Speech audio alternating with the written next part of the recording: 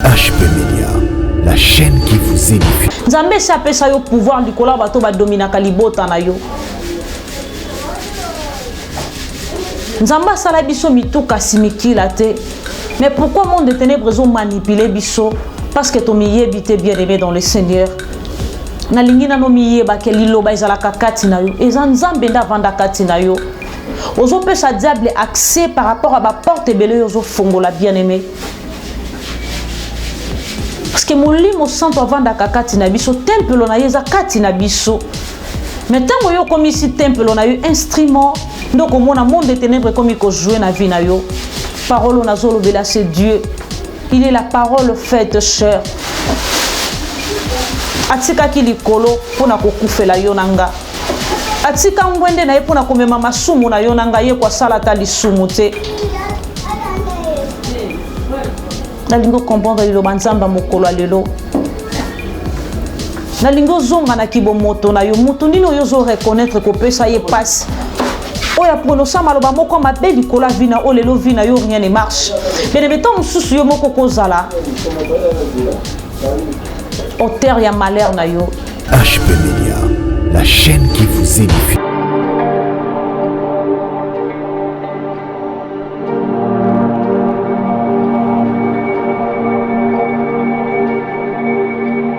Bien-aimés dans le Seigneur, shalom, shalom monde entier. Vous qui aimez bien suivre votre émission Instant devant le trône, vous qui avez toujours l'habitude de suivre cette émission qu'on parle de la part du Seigneur Jésus-Christ de Nazareth, qui est notre Seigneur et Sauveur. Que Dieu vous bénisse. Mais avant de pouvoir commencer, j'aimerais que nous inclinons légèrement nos têtes dans la prière. Parce que Dieu est le Père de tous les esprits. On ne peut pas commencer cette tranche, on ne peut pas commencer cette émission qui est intitulée Instant devant le trône sans pour autant avant commencer avec la prière. Seigneur, nous te disons merci parce que c'est toi le maître de tout. Commence avec nous, assiste-nous du début jusqu'à la fin. Ainsi nous venons de prier. Amen.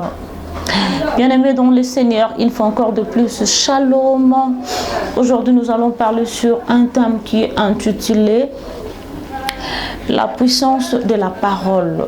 La puissance de la parole. Mais avant de pouvoir commencer, j'aimerais que nous puissions définir c'est quoi la parole. La parole, c'est une faculté de s'exprimer par un langage articulé. Bien-aimés dans le Seigneur, nous allons lire le livre de Genèse. Nous sommes dans le livre de Genèse, chapitre 1er, au 3e verset. Qu'est-ce que la Bible nous dit? Au commencement, Dieu créa les cieux et la terre. La terre était informe et vide. Il y avait des ténèbres à la surface de l'abîme. Et l'Esprit de Dieu se mouvait au-dessus des eaux. Dieu dit que la lumière soit et la lumière fit. Bien-aimés dans le Seigneur, Bible zolobane bandeli amokili nzamba kelaki likolo penase. Et la terre était informe et vide, mabele zalaki na forme était. Mais le informe et vide, il y avait des ténèbres à la surface de l'abîme. Molili zalaki na mokili. Et l'Esprit de Dieu se mouvait au-dessus des eaux. Donc, moli monanzambe bandaki koyenga yenga likolo ya mai. Donc, eli koloba avant ngana yo to exister, nzambe si azalaki. Amen, amen. Et c'est quand maman na likambo na biso ezwami, Dieu dit que la lumière soit et la lumière fit. Bien-aimé nzamba prononcé à lobi lumière ezala pe lumière ezali sami. La puissance de la parole. Mais tu dois savoir que sur cette hauteur, il y a de bonnes paroles, il y a aussi de mauvaises paroles. Et ça n'a pas te belé ba vie na bango beba à cause de ba parole ba prononcer likolo ba vie na bango. Ba te belé le loto zo mona ba rien ne marche dans leur vie. Et ça par rapport à ba makambo ba prononcer likolo ba vie na bango. Et ça par rapport à ba erreur ba kometa ba photo ba sala dans le passé, des sala était le lo ba zala o ba zali. Tout le monde a des parents et belé ba baby sa vie à banana bango à cause ya berrer ba sala. Parents au fin à moi na yo pinoza ki zengo sala lote na vie. Or parents en Zambé assez dingue biso bata mokil to mesana koloba parce que Bible zoba honore ton père et ta mère pour que tu vives longtemps.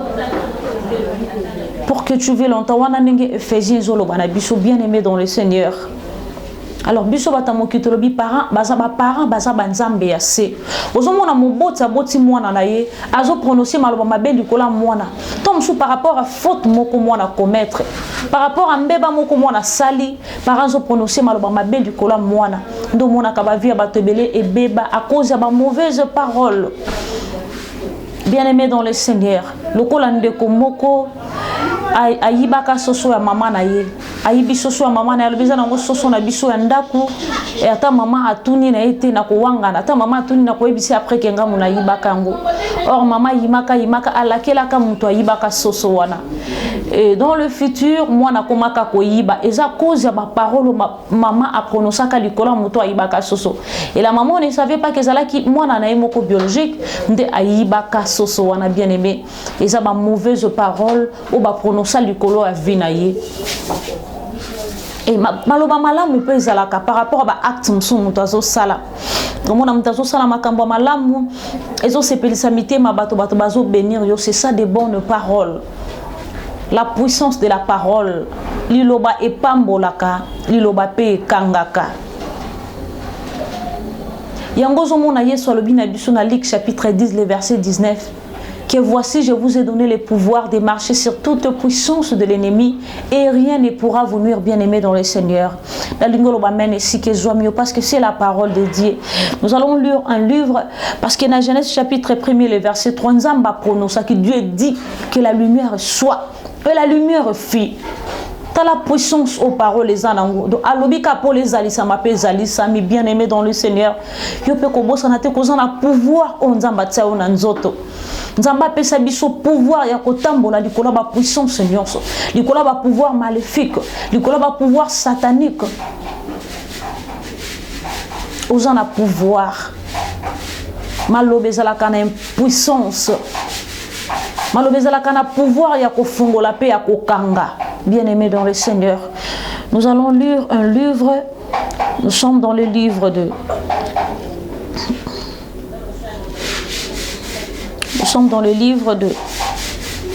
Pierre chapitre 3. Nous sommes dans le livre des Actes, je m'excuse. Actes chapitre 3. Totanga na premier verset ti tokita na 5e verset, nous lisons au nom du Seigneur Jésus-Christ. Pierre et Jean montaient ensemble au temple à l'heure de la prière. C'était la 9e heure. Il y avait un homme boité de la naissance qu'on portait et qu'on plaçait tous les jours à la porte du temple appelé la Belle, pour qu'il demande l'aumône à ceux qui entraient dans les temples. Cet homme, voyant Pierre et Jean qui allaient y entrer, leur demanda l'aumône. Pierre, de même que Jean, fixa les yeux sur lui et dit « Regarde-nous ».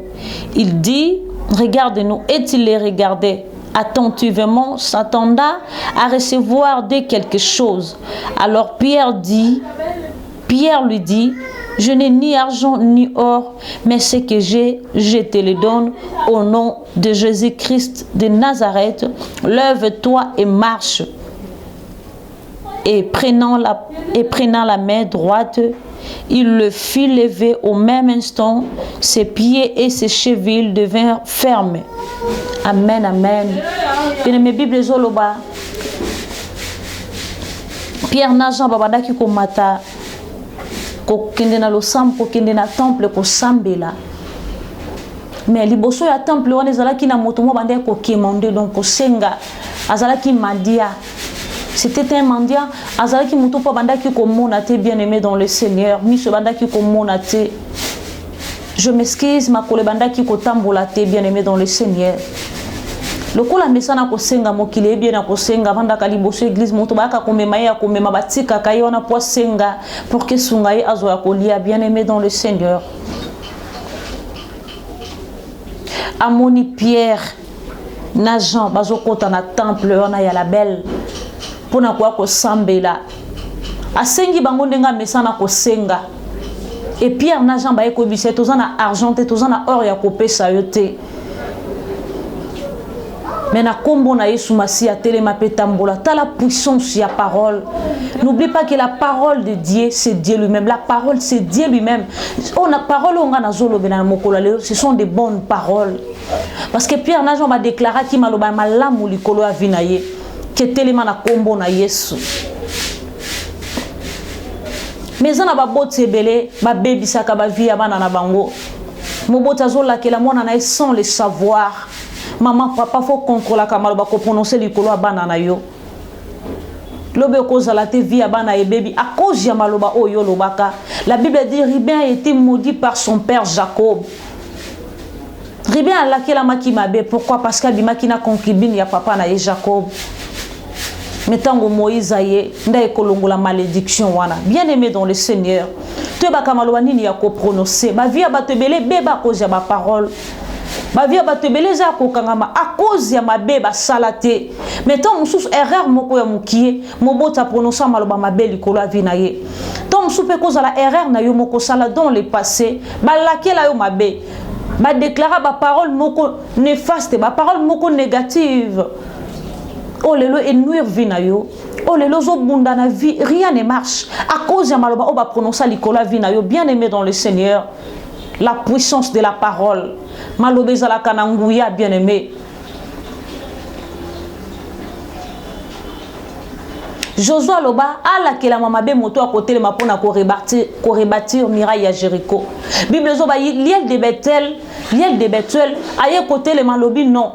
Il faut na tonga miraille o ya Jéricho ba yebisi ezana mosali ya nzambe moko alekaka alobaka moto à côté ma pona ko tonga miraille o akolakela mamabe ako perdre mwana na ya liboso tanga ko banda na fondement tanga ko koma na suka na toiture ako koma na suka ako perdre mwana na ya suka eliel de Bethel alobaki no ezana ngoma kambo eseleka Bible zo batanga kaka bandi ko poser fondement ya liboso a perdre mwana ya liboso alobi no ezana ngoka coïncidence. Abandi ko continue pas comme na suka à perdre moi na ya suka. Bien mais malobeza la kana puissance. Malobeza na pouvoir. Ton négligent comme malobate. Et au moins nzamba za la ka vigilant. Tant motozo prononcer maloba moko ma belle ko la vie automatiquement il faut déclarer, il faut télémer la yango au nom de Jésus et pour salimate. Bien mais bato bele ba baby sa ba vie na bango na nzela ya maloba. Moutazo maudire yo sans koyeba. Ozo comprendre que ma koloba o bazo prononcer likolo avina yo et ko nuire vina yo.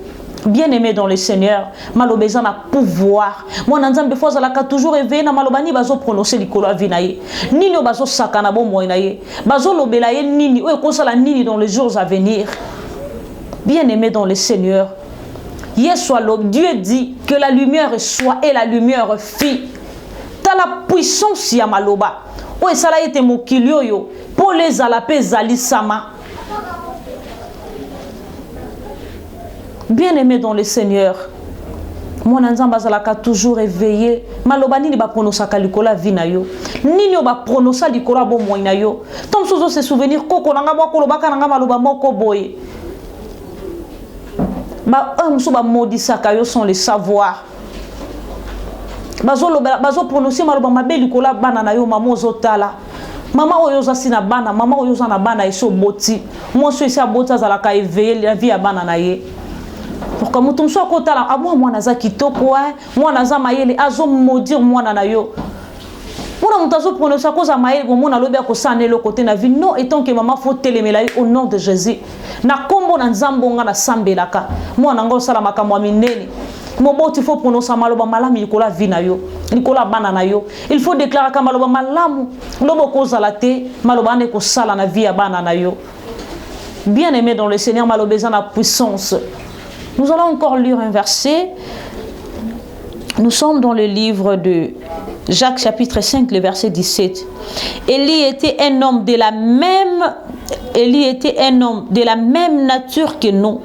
Il pria avec instance pour qu'il ne pleuve point et qu'il ne tomba point de pluie sur la terre pendant 3 ans et 6 mois.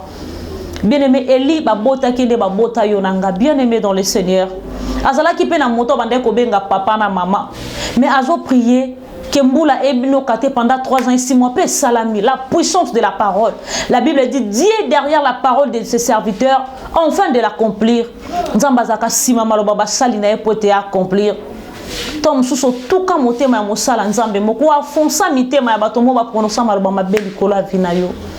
Bien aimé na lingo zongo senga pardon. Comment nango ka maloba te. Ekozo yiba biloko bato lelo sala ko moyibi vina yo mobimba. Bien aimé zana ndeko mwasi moko. Ndeko mwasi ayeko kutana mobali na vie. Mobala ebisho non naza sérieux na lingi na bala oba ina famille ba prédoté. Mobala komo pesa ye mbongo asomba biloko libala malema nzoka ya lia ka mbongo wana. Mobala komi prêt aibise non chérie na komi siko prêt pour que to finaliser ma camion son de toyoka naki. Aibise non ngambongo ano pesa nga na lia ka nga na lingi na nga tozo mobala ba critère na nga ité. Ozo répondre na ba qualité nga na linga mobala zana ngote bien aimé mobala na lobane ka eloko moko yo vinu bobe wando suba. Nazo bisa la fille a bala suba kananda kwa libala.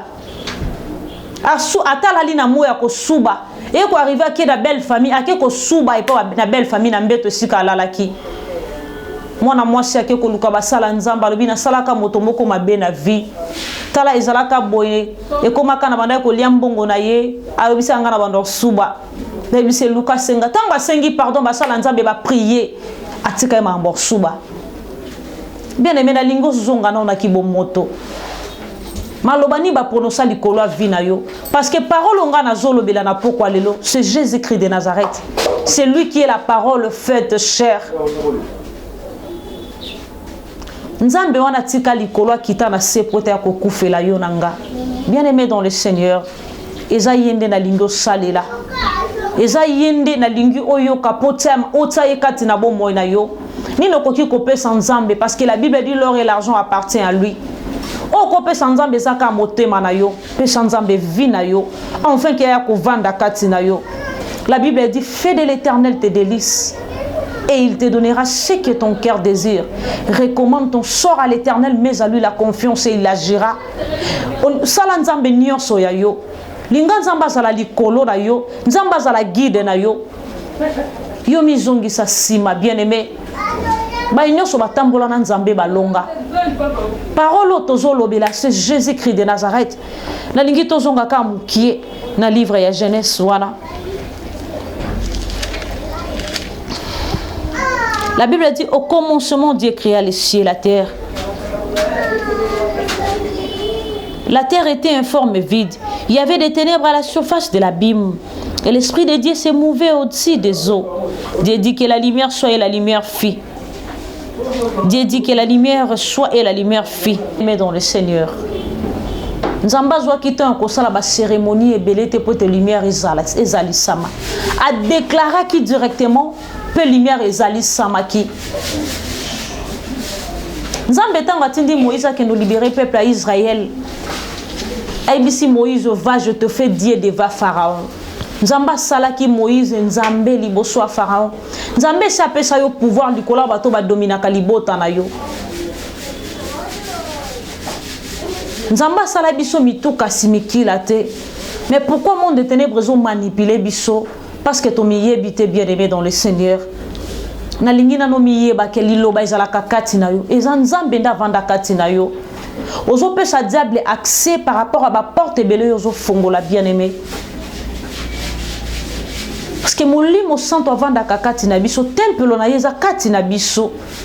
Mais tant yo comme ici temple on a eu instrument donc au monde des ténèbres comme il jouer na vie na yo. Parole on a zolo bela c'est Dieu. Il est la parole faite chair. Atika ki likolo pona kokufela yo nanga. Atika ngwende na ye pona komema masumu na yo nanga ye kwa sala ta lisumu te. Nalingo comprendre lilo banzamba mokolo lelo. Nalingo zonga na kibo moto na yo mutu nino yo zo reconnaître ko pesa ye passe. Oya prononcer maloba moko mabeli kola vina o lelo vina yo rien ne marche. Mais mettons mususu yo moko kozala. Au terre ya malheur na yo. Tom suyo moko kozala au terre ya malheur na yo. O sala mabe moko o garda bien aimé ba sala nzambe bazo prier pour na yo. O kanga motema. Or il faut prononcer. Il faut bimisa maloba ou reconnaître que na sala ke lokomo ou avouer mabe moko sala. Yo moko za porter malheur ya vie na yo peut-être. Nalingito contrôle ka maloba nini to bimisaka na minoko na biso bien aimé dans le Seigneur, maloba eza na puissance. O to bimisaka ekoki ko bebisa vie ya moto kompe ekoki ko bongisa yango. Mwana nzambe faut contrôler ka maloba na il faut yebaka nini ko bimisa. Maloba mwana nzambe ezalaka pour bénir et non pour maudire. La Bible dit bénissez et ne maudissez pas. Yo vina umbozalaka pona ko maudire. Tango zo maudire eza ko jouer sika nzambe nzamba zongisima. Sika nzamba sa la justice na ye. Nzamba lola sunga yo comprendre que mwana nzamba sala toujours maloba malamu. Je peux comprendre que non, olinga ko zala na maloba malamu mesimba kate. Apôtre Paul azobama be on a boyi ko sala yango nazaka ko sala. Mais bolamu na lingi on a ko sala te senga nzamba sunga yo. Senga ka ba fruit de l'esprit. Lo banzambe na lingi na loba lokola mwana na yo. Je vais être comme toi. Bato ba mona yo kati nanga na reflecter yo. Parce que biso toza elilingi na nzambe. Tango zolo ba faut bato ba comprendre que non, c'est Jésus-Christ qui est en train de parler en toi. Tene metango yo lo bakabato batuna kayango oyo akendaka kotondisa ba ban église to akenda ko sambela. Langage na yo zo décourager même ba païen ba ya kokoma ba chrétien.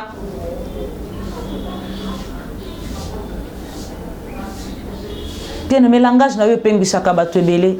Contrôla ka maloba na yo. E bakani no ko prononcer likolo via bana na yo, na via bandeko na yo.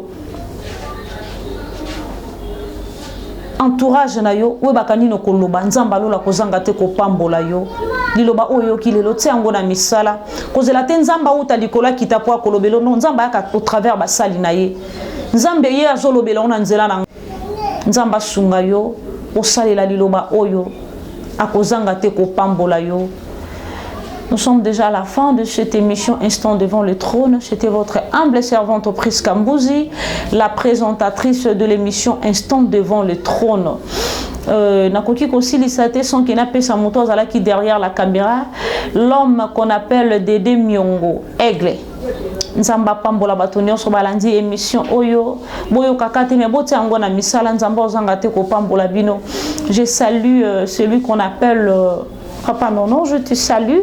Na peso mbote nzamba batela yo. Nzamba peso longo vie bisiko zali. Je salue toute la famille HP Média. Je salue maman. Je te salue. Maman GH et papa Osé Amani. Je vous salue papa et maman. Je salue toute la famille la rosée du ciel. Taningi to kanga miso nzambo abandaki na biso. Ye opa komi na biso na suka. Abongisaka asilisaka milelo ya mvula na mvula azongisaka esengo ekufakala azanzambe nanga Yahweh totonzi opona bolamu na yo totonzi opote kikoloba na kolobela biso Seigneur tika ete oyo lobi na tongo lelo eleka na mopepete mais ekola na mabele ya malamu enfin ke bana na yo basalela yango parce qu'il est écrit dans le livre de Luc chapitre 6 le verset 46 pourquoi m'appelez-vous Seigneur Seigneur et ne faites-vous pas ce que je dis Yahweh sunga ba oba yo kakayo ba oba tanga ka kombo na yo batia maloba na misala mokolo yo kozonga tozanga te komona yo Jésus-Christ de Nazareth ozanzambo to pesa yo bomo ina biso pote mokola suka to mona yo Yahweh sala moko na moko bolamu fungola maningisa lola koleka likolo ya nyonso moto nyonso akolanda émission o pesa vie de prière intense alembate ko luka yo matin midi soir parce que Bible zolo ba Daniel abande ko prier 3 fois par jour nzambe sala moko na moko ngolu oyo sala kabana na yo parce que renouveler la bonté na yo chaque matin to bondeli bona kombo na ngwa na Yesu Masia amen. Nzamba pambola bino, on se retrouve à la prochaine édition. HP Média, la chaîne qui vous édifie.